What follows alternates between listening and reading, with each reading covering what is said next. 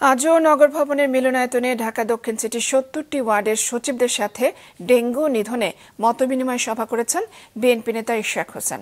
এর আগে দলের নেতাকর্মীদের গণ অবস্থান কর্মসূচিতে যোগ দিয়ে তিনি জানান, স্থানীয় সরকারের আইন অনুযায়ী শপথ গ্রহণের আগ পর্যন্ত তিনি মেয়রের দায়িত্ব নেবেন না।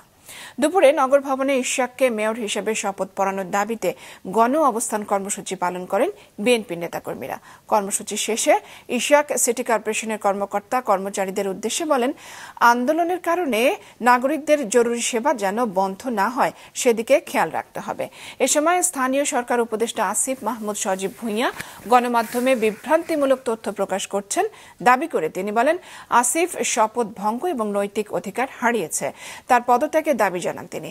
নগর ভবনের অচল অবস্থার জন্য সরকারকে দায়ী করে অতি দ্রুত মেয়রের দায়িত্ব বুঝিয়ে না দিলে আন্দোলন চালিয়ে যাওয়ার ঘোষণা দেন তিনি।